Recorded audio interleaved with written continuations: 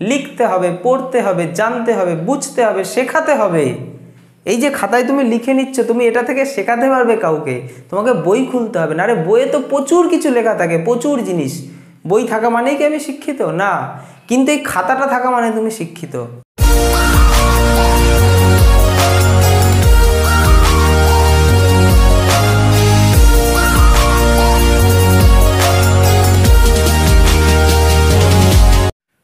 আজকে প্রিপোজিশনের ওপর আমাদের কত নম্বর ক্লাস? 5 নম্বর ক্লাস।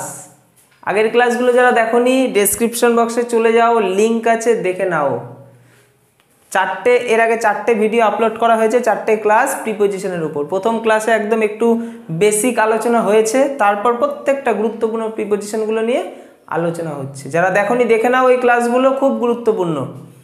আজকে আমরা 5 নম্বর ক্লাসে, আমি একটা ক্লাসে দেখো তোমাদের 7খানা প্রিপোজিশন নিয়ে এসেছি। এবার আমরা একটু ফাস্ট হয়ে গেলাম। এই যে 7খানা, কি পাচ্ছি আমরা? ওভার থেকে over, under, above, beside, besides, between, among, এতগুলো হয়ে গেল। আর বাকি হলো আমাদের এই কটা আগামী 3-4টে ক্লাসের মধ্যে আমরা শেষ করে ফেলবো।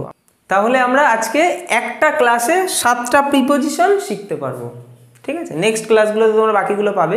দেখো ওভার কোথায় বসে? কোনো কিছু এখান থেকে উঠে আমার মাথার উপর দিয়ে দুম করে ওদিকে গিয়ে পড়লো, মাথায় কিন্তু টাচ লাগেনি। অথবা কোথাও একটা আগুন জ্বলছে, একটা শিয়াল আসলো, আগুন দেখলো, ওপর দিয়ে লাফ দিল। অথবা কোনো বাচ্চারা দৌড় মারলো আগুনের উপর দিয়ে, বা কোনো একটি ছেলে ভালো স্টান্ট করতে জানে, সেক্ষেত্রে তো দ্য বয় জাম্পড, কি লিখবো? Over, jumped over the fire. তাহলে বয় আগুনের ওপর দিয়ে, মানে কোনো কিছু যদি ওপর দিয়ে পেরিয়ে যায় তখন আমরা ওভার বসাবো। নেক্সট, তাহলে গতিশীল অবস্থায় কিছুটা উপরে। নেক্সট হচ্ছে আন্ডার। আন্ডার স্যার কোথায় বসে? আন্ডার হচ্ছে নিচে। তোমরা জানো অফিসে চাকরি করে, বসের আন্ডারে অনেক কর্মচারী থাকে, তো সেক্ষেত্রে আমরা আন্ডার বসাই। এছাড়া কোনো কিছু নিচে যদি বসে থাকে, যেমন টেবিলের নিচে বিড়াল বসে আছে, কুকুর বসে আছে, বা মানুষ বসে আছে, সেখানে আন্ডার বসা যায়, মানে বসানো যায়। আন্ডার দ্য টেবিল, ঠিক আছে, বা আন্ডার দ্য রুফ, ছাদের নিচে রয়েছে। তো সেক্ষেত্রে আমরা আন্ডার বসাবো। দ্য ক্যাট ইজ আন্ডার, কি হবে? Under the table. ক্যাট কোথায় আসছে? টেবিলের আন্ডারে, টেবিলের নিচে। নিচে বোঝালে কি বসাবো? আন্ডার বসাবো। দেখো নেক্সট, অ্যাবভ। অ্যাবভ আমরা কোথায় বসাবো? দেখো অ্যাবভ হচ্ছে অনেকটা উপরে। আকাশ আমাদের মাথা থেকে কিন্তু অনেকটা উপরে আছে, এই জায়গাটা তোমাদের বুঝতে হবে।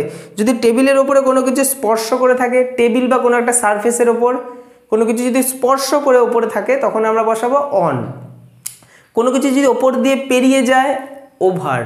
আর কোনো কিছু যদি মাথার অনেকটা উপরে থাকে, আকাশ অনেক উপরে আছে, সূর্য অনেক উপরে রয়েছে, সেখানে আমরা কি বসাবো? অ্যাবভ।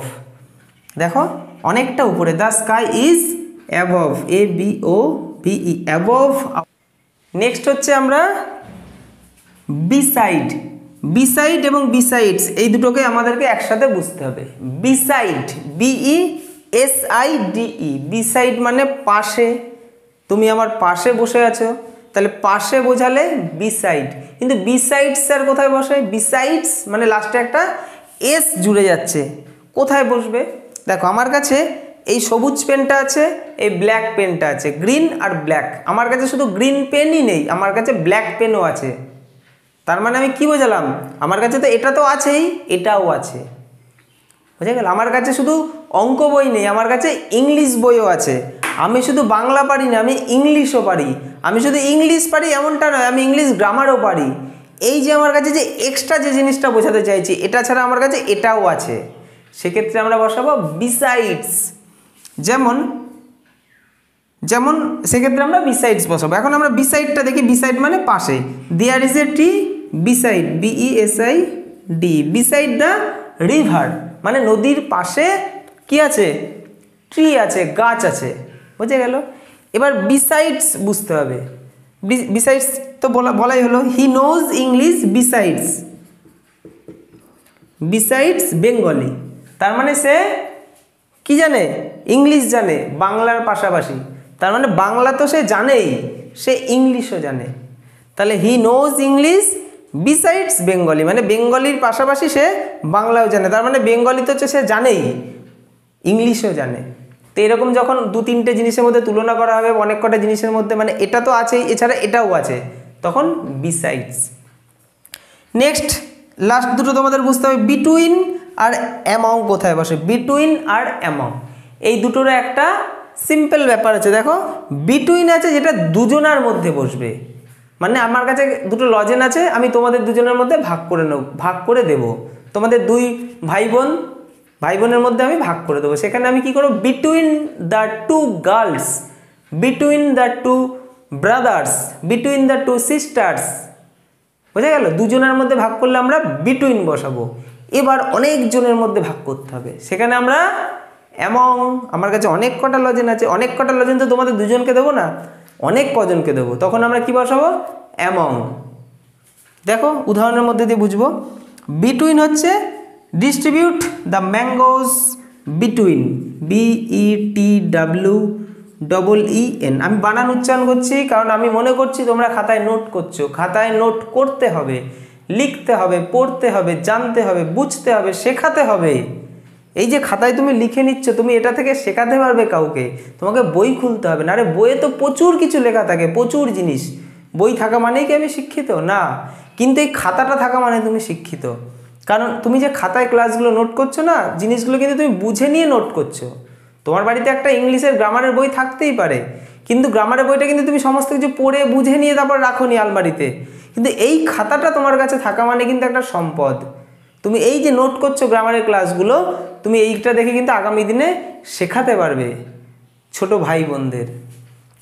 দেখো নেক্সট হচ্ছে, তাহলে আমরা বুঝলাম দুজনের মধ্যে বিটুইন। এবার অ্যামং, অনেক জনের মধ্যে। Distribute the mangoes among, AMONG, among the boys. এখানে ম্যাঙ্গো দেওয়া হচ্ছে বয়দের মধ্যে, তাহলে distribute the mangoes among the boys. আশা করেছি তোমরা নোট করেছো, পুরোটা নোট করেছো, দেখে নাও। তো ক্লাসটা তোমরা শেষ পর্যন্ত দেখলে, এবং আমাদের নেক্সট আর 3টে হয়তো ক্লাস আসবে প্রিপোজিশনের ওপর, তারপর আমরা নেক্সট টপিকে চলে যাব। ক্লাসগুলো দেখতে হবে কিন্তু, হ্যাঁ।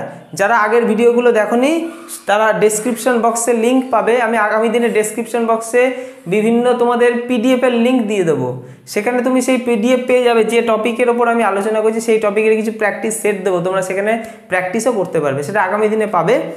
তো ক্লাসগুলো আশা করি ভালো লাগছে, এবং চ্যানেলটা সাবস্ক্রাইব করতে হবে যারা করোনি। আমি আশা করি তোমরা করেছো। সাবস্ক্রাইব করলে তোমরা বেল আইকনটা অন করে রাখবে, নোটিফিকেশান দেবে। প্রত্যেক দিন সকাল 8:05 নতুন গ্রামার ভিডিও, নতুন গ্রামার ক্লাস। আগামী কয়েকটা ক্লাস করো না, দেখবে তোমাদের গ্রামারের বেসটা কীরকম মজবুত হবে, ধারণা করতে পারবে না। আগামী 50-100 দিন পর তোমাদের গ্রামারের বেসটা অন্য লেভেলের হয়ে যাবে। ক্লাসগুলো প্রতিদিন দেখতে হবে এবং খাতায় নোট করতে হবে। দেখা হবে নেক্সট ক্লাসে।